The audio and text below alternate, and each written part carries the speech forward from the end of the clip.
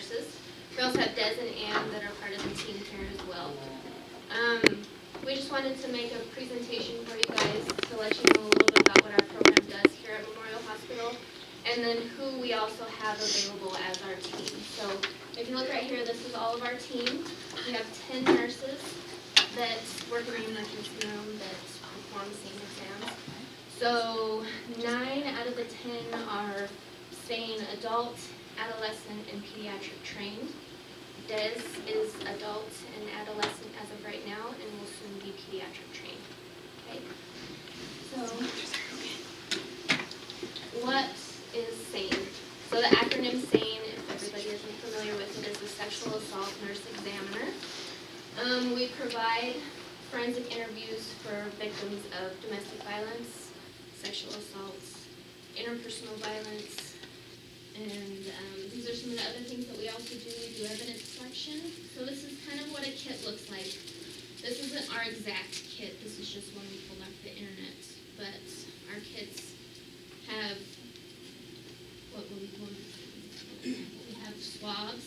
These are kind of similar to what we do have. This is pretty much the only thing that we don't have in our kit. So we have a certain amount of swabs for like oral, fingernails, vaginal swabs, anal swabs, penile swabs for men, and then we have blood sample where we just like a glucose and we put the blood on there so that when it gets sent to the lab they have their DNA. And then there's hair follicle, so we can comb the hair and then take hair out so that they have again their hair.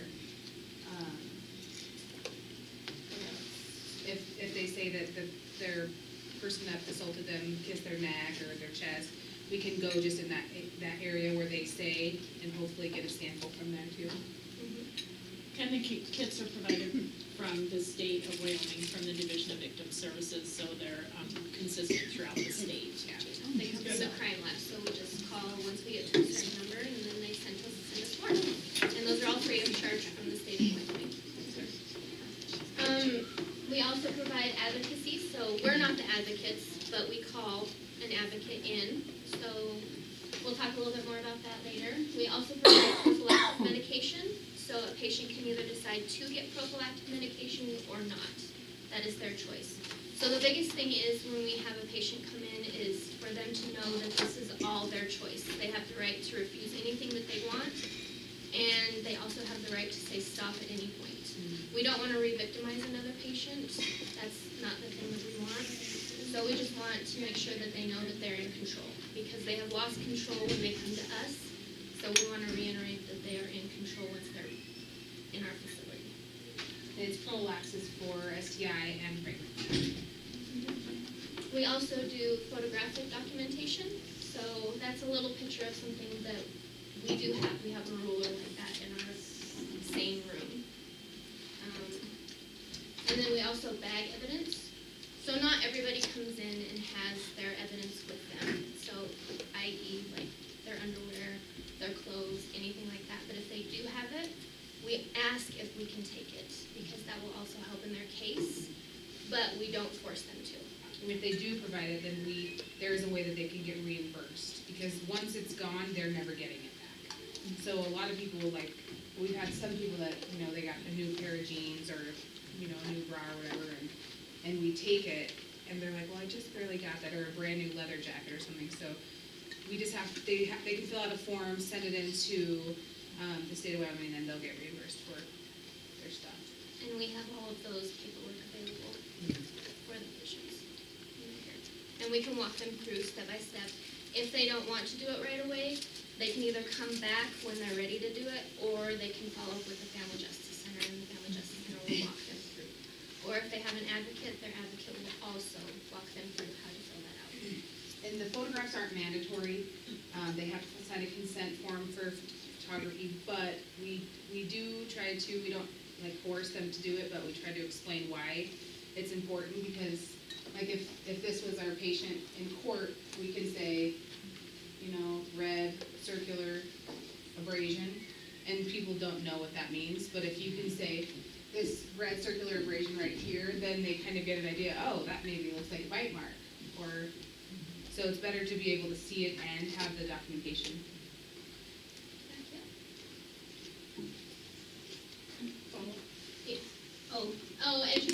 follow-up as well. So when they come to our facility, we have a folder that they get sent home with. It already has general information in it for the Family Justice Center, for the Y. They also, if they get a case number, we can write it on there for them. The case number will also be added on to one of the papers in the evidence kit that gets sent home with the patient as well. But the major follow-up is where they can go for help, because the biggest thing for these guys after is counseling. They need counseling. And if they don't get counseling, then the chances of them recovering is slim to none. There's also paperwork in there for family, like for them to give to their mom or their sister or brother, so that they also know how to talk to them. Because they don't want to be like, so you got, this happened to you, now what? So it just kind of tells them how to talk to them about how it wasn't their fault and that kind of thing. The biggest thing for us is to let them know that this wasn't their fault. That was our first thing that we always tell them when they come in. I'm sorry this happened to you. Know that this wasn't your fault. We just want to be there and be their support. These are the people that can receive services, so anybody at all. The biggest thing is with people in Wyoming is a child, this is kind of hard for them to wrap their mind around, but anybody after the age of 13 and over can come in and get an exam without consent from an adult. They can come in and we don't have to notify their family, but they need to know that if they come in and they're in their parents' insurance, their parents might find out if their insurance does get billed. I actually have a question about that. So, Sure. in the state of Utah and in many states, it's actually illegal to bill a crime victim for the services they receive because they are a crime victim. Do we know if that's the case in Wyoming? So if they report, then the facility, like sheriff's office, Rock Springs Police Department, whatever entity it happened in, will pick up that bill. If they're non-reporting, they do their bill. They also, though, can turn that into the crime victims fund and get reimbursed. Is that like the hospital policy? 'Cause I'm pretty sure that's like not allowed. Do you know what I mean? Do we know? I'm not sure. I could look into it. Because I think it's a federal law, now that I'm thinking about it. And so usually, I mean, I can help look into it too, but I'm kind of mulling this over because I know that it became a sticking point, and maybe you guys know too, so like say we dispense the HIV kit to them, that's like $600 a minute, right? So are we putting that on the patient's bill? Or does that go, not that we've had that much experience probably with that particular example, but like you said, like say it's Rock Springs Police Department that picked them up, or how does that get coded so that it goes to the police department and doesn't go to the patient? Do we know If they anything about that? report, the billing office does it. If they They do report it, Oh, okay. then they will bill it to Rock Springs PD. Oh, okay. But if That's the good. patient, like she said, if the patient doesn't want to report the assault, then it will get billed to them. Okay, I'll look and see what the deal is on that, if that helps. Hi. I haven't met most of you, but my name is Susan Campbell, and I'm an attorney here at the hospital. And in my previous life, I was the lobbyist for the Domestic Violence and Sexual Assault Coalition for the state. So I was actually instrumental in passing the bill that created SANEs. So it's so cool to see this actually working now in the hospitals. But I could actually address that. Okay. There is the Violence Against Women Act is federal funds, and the Division of Victim Services has a pool of money that's supposed to pay hospitals for non-reporting victims. Oh, okay. So they aren't supposed to be being billed, whether they report or don't report. Victims And aren't supposed we've to. It's not actually only illegal had- to bill them, but they aren't supposed to be being billed. We've only actually had one patient that has been billed. Yeah, and there is money to pay for that. So We haven't had many come forward and say, hey, why am I getting this bill? But And do you think it would be through, wouldn't it be through a state agency or something? it's through the Division of Victim Services. Yeah, they have the same I pool can of look money. that up Yeah. and find they probably have reimbursement forms for us. Right. That's So cool. I'll find them. Okay. Because we Yeah, that have the was one part that of- they just fill out, the patient fills out, so. that's Yeah, when fine. VAWA passed in like 2000, the last one it did, I can't remember, 13, that was one of the deals, is that they really wanted to advocate on behalf of victims not reporting to law enforcement, but still being able to get the forensic exam. And so that was part of the funding stream, was that we're giving states money so that you can encourage victims to go to the hospital and get treated, but not have to involve law enforcement. And so we're gonna pay you to do that, so. So that's good to know. These are some of the entities that we work with. We work hand in hand. We also have a SART team, which is a sexual assault response team. So we meet quarterly.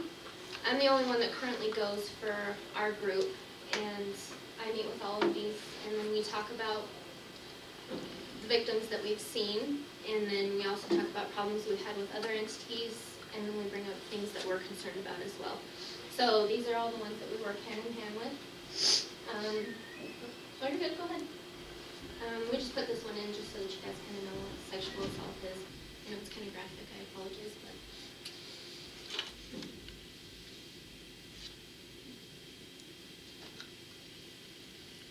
So this is the services that we provide at our facility. We have 24-hour on-call availability, 24/7, 365, we're on call. We provide sexual assaults, strangulation, domestic violence, interpersonal violence, and hopefully we'll be able to do child abuse in the future. That's what we're looking at. But if we do have a child abuse case come in, we do take documentation of it. And not for, like, purposes for SANE, but for court. We do take pictures right now, but we don't get hands-on involved. Yeah. Confidentiality, so when a patient comes in, it's a one-on-one interview. They can have an advocate at the bedside. Advocates have a patient confidentiality. They can't say anything to anybody. They can't say anything to law enforcement. They can't say anything to another, well, they might be able to say something to another advocate, just because they work together. And they also take calls just like we do. So if they're passing on, then they might be able to tell the other person what's going on. But it's much like HIPAA. So if they were to go and tell PD what was said between them, then they can get in trouble for that. We can talk to PD, we can also talk to Sheriff's Office, we can talk to Highway Patrol, but they try to get us to tell them things that they know we can't tell them. But they'll still try. And then we just look at them and tell them, we know we can't tell you that. But you can read the documentation and then ask the patient. So that's what they get. So where do the advocates come from? They all come from the Y, or are they trained and everything then too? Okay. And then they're on, and you said they're on call for like. They are, they're 24/7 call as well. And they're up here within 15 minutes and they're fabulous. So there's one that lives in Carson, and so she usually takes that, but. So most of the stuff that we would give medications for, we can kind of test for, do, the prophylaxis for pretty easily. What are the questions we're asking, if you guys know them, with regards to whether or not there's been an HIV exposure? So in regards to an HIV exposure, it depends on the, I don't know how to say this, Circumstances. I don't want to say brutality, but how the rape occurred. Mm-hmm. So if it's anal penetration, then more than likely we will encourage HIV prophylaxis. If there's any injury that's extensive as far as bleeding, or they are concerned of that person being HIV positive, then we can also give that prophylaxis. But what about, like, vaginal penetration and, like, under the situation where you may not know that person well or at all? I guess I'm concerned because Utah, which is our next door neighbor, is undergoing a pretty surprising increase in HIV. And we're the next door neighbor, right on IE. And even though our HIV population here, our known HIV population here is very small, I just don't know where we draw that line, because to me, 7 days of prophylaxis, no big deal, follow up, take your 30 days and then you're good to go. We talk to all patients about it. Yeah, and We the doctors offer- will say, but they don't want them to have all the side effects that come along with the meds for HIV. And so that's why a lot of them opt out not to get it done, because they're offered. Do you want this? This is what it's consisting of, and a lot of them don't want to take it. And most of them, Because the rate's so low, right? I mean, like, the rate of transmission is pretty low depending on the It's circumstances. like 0.001%. Yeah. Even if you're a positive person in the actual rate. but most of them always take the other prophylaxis Yeah. and Plan B. Yeah, that's a good thing. Do you guys have any other questions? So can you tell us a little bit about your process for quality review? Because I'm very proud of you guys for this, so I think you can talk about what you're doing to make sure that you're. So we also meet quarterly. We have a SANE review. So we review each other's charts. We review each other's documentation and photographs as well. We give positive critiquing, and then we also try to stay on the same page because we want to be consistent so that if we're called in and we have to go to court, we want to be able to testify across the board and be like, this is what we do as a SANE group. So then that way we're all on the same page and nobody kind of falls off on the edge. So actually today we're meeting us again, and then we'll meet 3 months later and just make sure. And then we also talk to each other if we have any questions and say, hey, I don't know how to document this. I don't know what I need to do next. I'm concerned. This patient was definitely harder for me than this other patient was. And then we try to also debrief with each other as well, because debriefing is a key to staying sane yourself. So we talk to each other, and especially if somebody else is there, we definitely want to talk to that other person and be like, oh my gosh, this is what happened with this one. It might be a trigger for some people as well, because this also can bring back memories for something that maybe happened to them. So we want to definitely talk about it and get it out on the table and make sure that our SANEs are okay and healthy. We do education. I know education a few times a year. There's different things that we can go to, the Child Sexual Assault Summit, the, International Association of Forensic Nursing Conference is held once a year. We also go to that.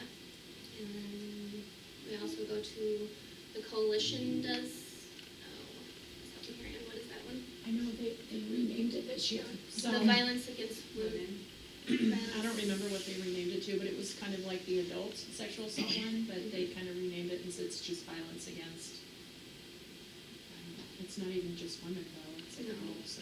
It's Violence Prevention and Yeah. something else act. I can't remember the exact words, but they keep us up to date on anything that's changing. And then also new things that are coming out, so.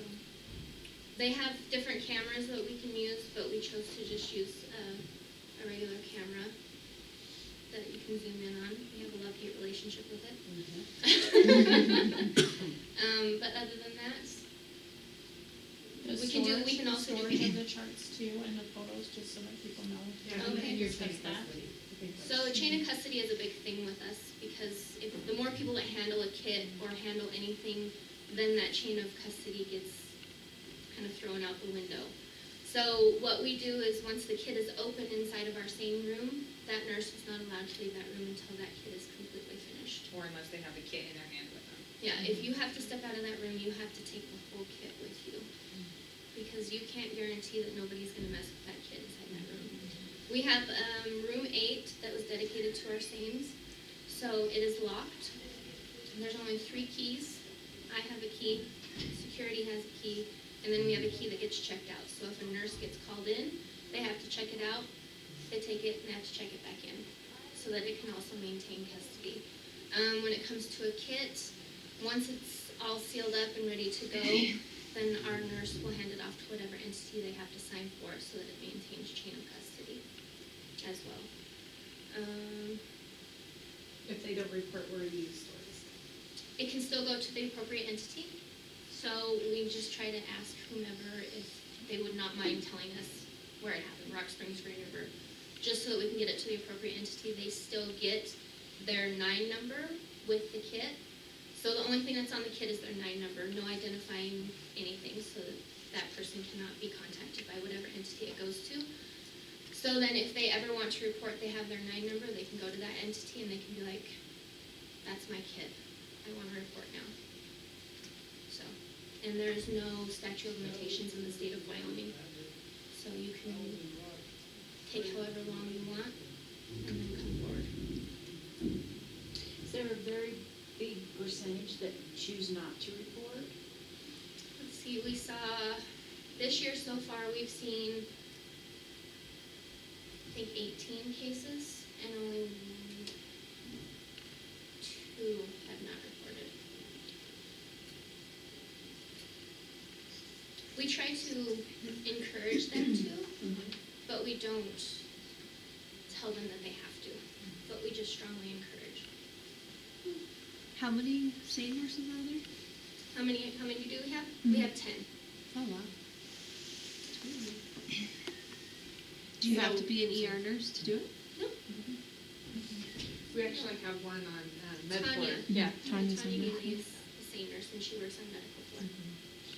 So walk us through how it is once the patient reports and then notifications from the court if they're going to take the reporting to trial, like what that involves for you guys as state nurses.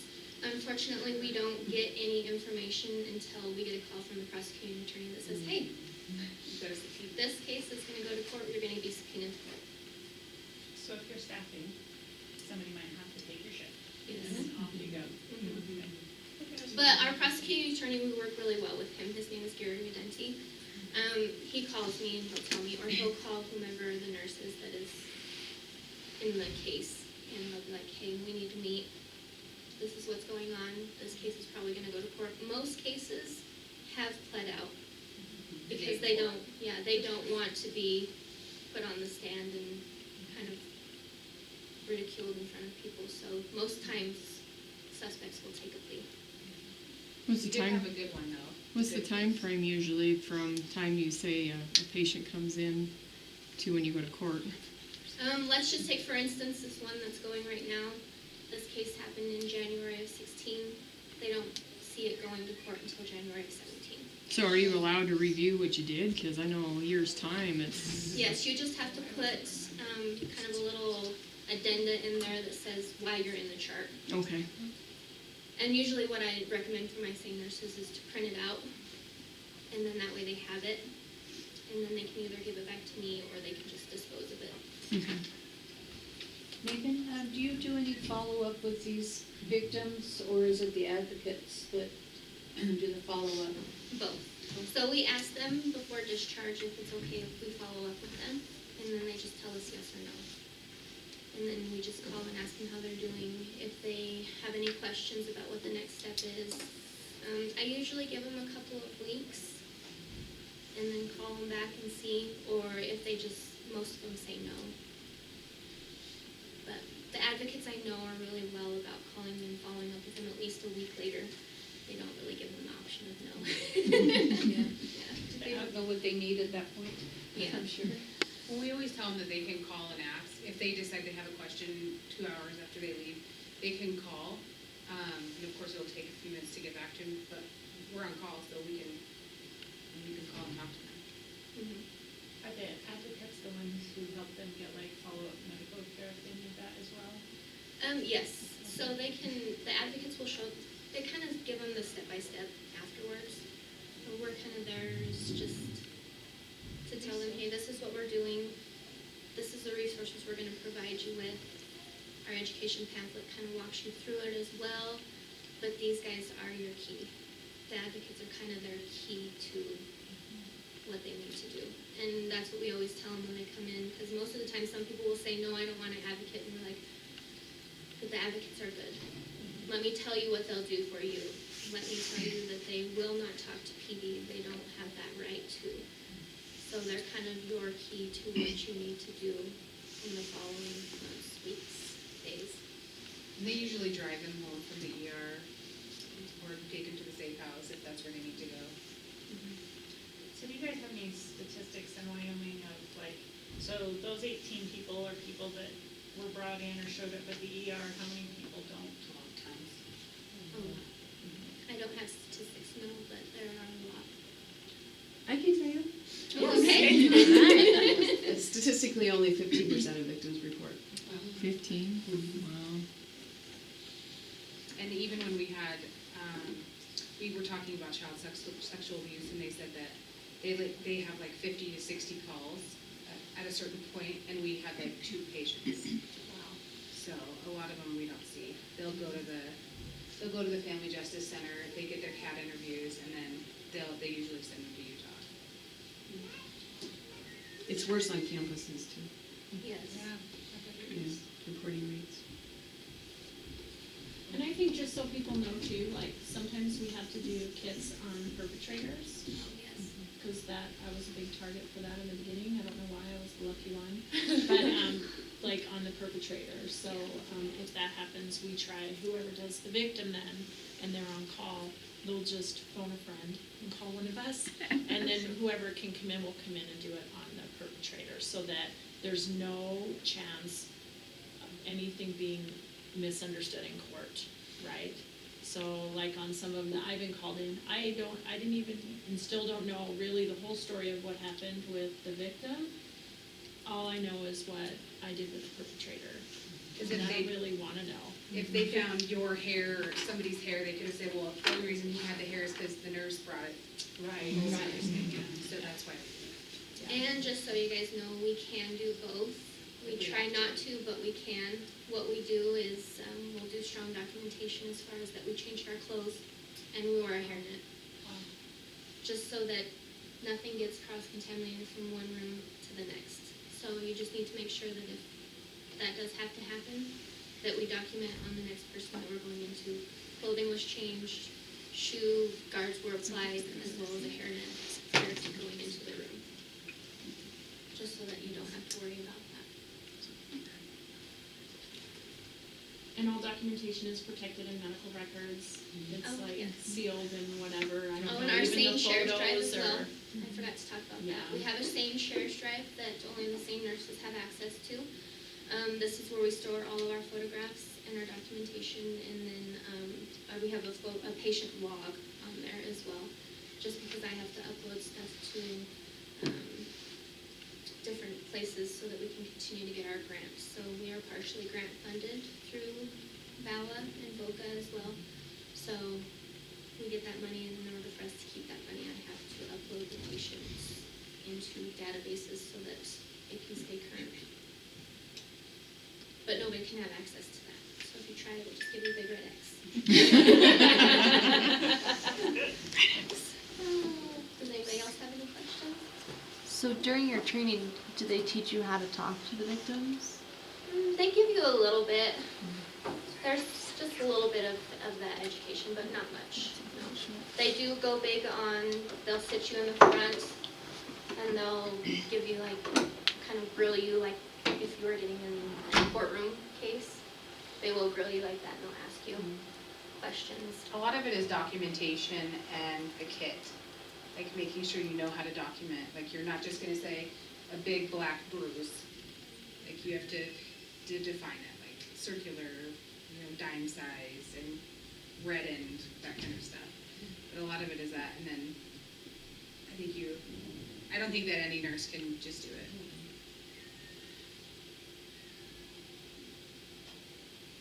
Any other questions? You guys are providing a really valuable service. I know that. No, thank I you. think everybody's really pleased and proud of you guys for doing this. Well, spread the word. Let everybody know.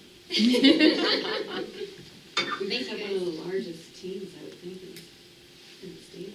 I think Sheridan has a bigger team than us. And then, so there's only 3 SANE coordinators in the state of Wyoming. Me, myself, and I. Me, and then there's one in Laramie. Her name is, I don't know. And then Cher. There's one in Cheyenne, Laramie, and here. And there's Cher and Maquette, but I can't remember which one goes to it. So do you guys have to go elsewhere in the state too, then, as for reporting? No, that when I say SANE coordinators, I mean that we actually kind of take over and encompass everything. So there's many SANE teams throughout the state, but there's not many coordinators that are actually coordinating what needs to be going on. So right now, us 3, Cher, Maquette, and I are trying to get together and do an IAFN chapter. So we're trying to get a chapter for the state of Wyoming so that we can also give education to the rest of the state of Wyoming or be a resource for them as if they need anything. So anybody can kind of phone in and be like, hey, I don't know what I need to do with this kid. I don't know what I need to do with this patient. What's my next step? especially for little towns that don't have many kids that they see.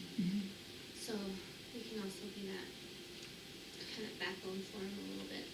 Do you ever get transfers from other hospitals that don't have the same program? Mostly we get, from Sublette County, from Pinedale.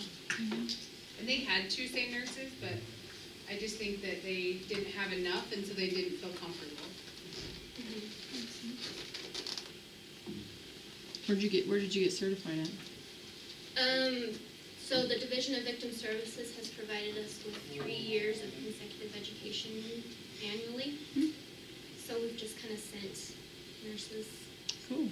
I think this is, maybe next year might be the last year that they're going to have it for the state of Wyoming. After that, I think it's going to go directly to just internet training online, unless you want to travel. Because there had been teams that kind of started and didn't really last, Yeah. you know, and then so when we started it, there were, was there 5 of us? 5 of us that went originally to be trained. And then we soon realized providing 24/7 call with 5 of us. I mean, every day you were off your own call. So that's when we were like, ooh, let's recruit. Who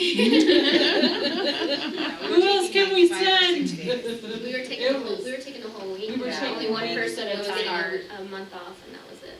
Oh, wow. So it was too much. It was way too much. Yeah. Because it doesn't happen like 1 this time, it's like 3 in 1 day, and then nothing. And then,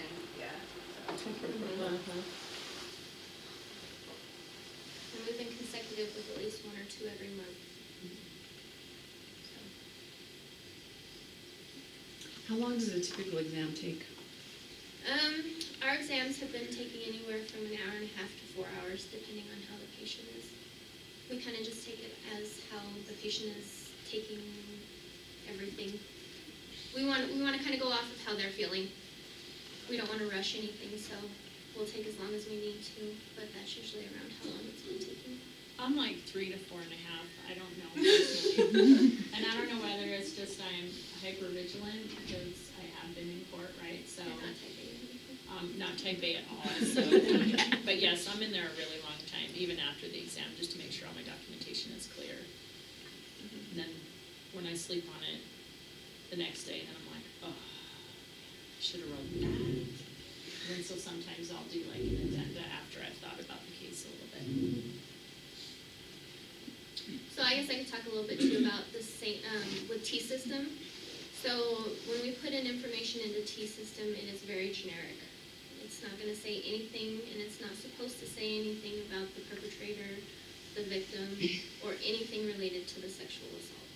Just because many people do have access to T-System, and then that's just confidentiality that kind of gets thrown out the window. Not many people want to open up and come into the emergency room and then have somebody open up their T-System and be like, oh, this happened to you? Okay. So we don't want that. We try to encourage the doctors, but not all of them will listen. So not all doctors are come into the exams. We try to make it just a nurse and patient ordeal. I know I don't ask the doctors unless there's something that I'm super uncomfortable with to come into the room. Because we have standing orders, we have protocols, we have everything in place to where we don't need them unless we feel uncomfortable with the situation that arises. Or we can't find a cervix. Yeah. Or we can't find a cervix, so. I have them come in just every time during the speculum exam for only that portion. And all they do is they stand above me, they peek, and they're like, good, and they sneak out. So that's basically, I push the call bell, say I'm ready, they sneak in, we do it, and they step out. And I only do it for my own comfort, right? Because they probably looked at thousands, and I maybe haven't, right? So, but, and they're fine with that, they're very good about it, so. And most of them don't want to get their hands in They're it just so anyways. glad, they're just so glad they didn't have to do the whole thing. They're like, yes. Any other questions I can answer for you guys? Well, thank you for coming. Yes, thank you. Thank you.